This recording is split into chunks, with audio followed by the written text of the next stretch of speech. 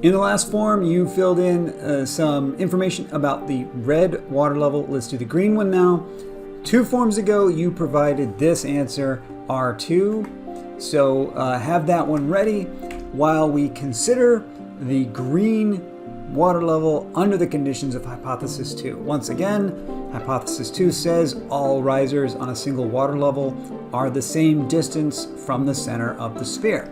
So let's apply that to our green water level. The green water level will be filled so that this tube is exactly 5 meters up above the reference level.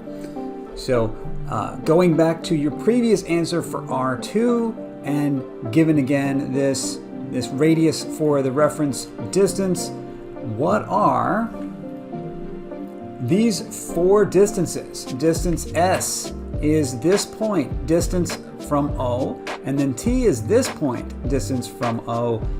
The U is this point, distance from that same center point O, and V is what is this distance from the center point O up to this point here, V. Pop into that form right there and fill that out. This should not be too difficult, I hope.